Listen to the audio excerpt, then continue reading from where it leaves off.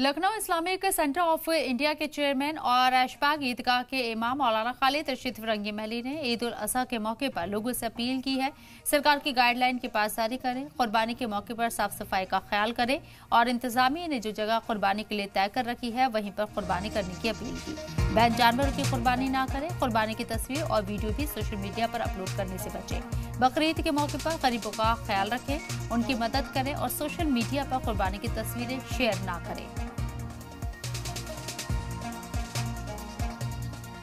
ईद उल अज़हा यानी बकरीद इंशाअल्लाह कल 7 जून को पूरे मुल्क में मनाई जाएगी। इस सिलसिले में इस्लामिक सेंटर ऑफ इंडिया ने 12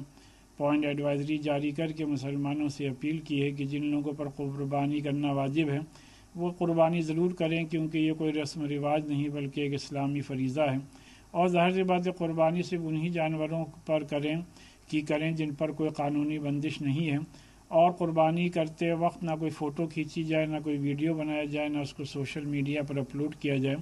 और कुर्बानी में हाइजीन की, क्लीनिनेस का, सफाई का पूरा ख्याल रखते हुए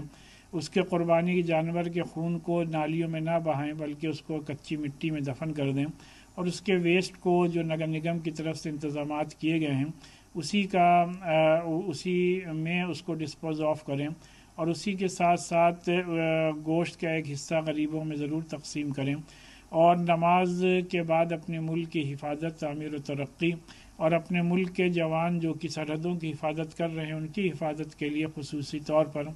ज़रूर दुआ करें। और इस बात का भी ख्याल रखें कि ईदगाह में जल्द से जल्द नमाज पढ़ने आ जाएं वक्त से पहले, जिससे कि ईदगाह के अंदर आपको नमाज अदा करने का मौका मिले। मैं एक बार फिर से तमाम अहले वतन को ईद उल अज़हा की दिली मुबारकबाद पेश करता हूँ।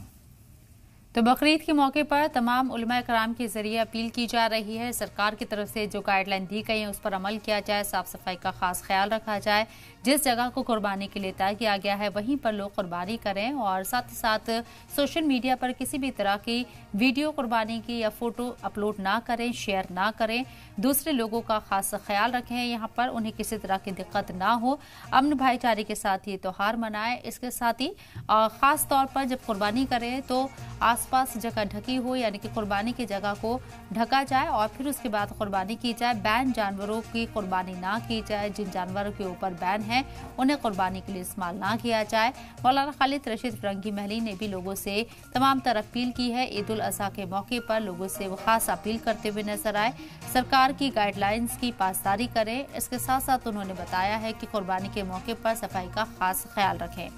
और साथ ही यहाँ ये भी बताया कि बैन जानवर की कुर्बानी ना करें,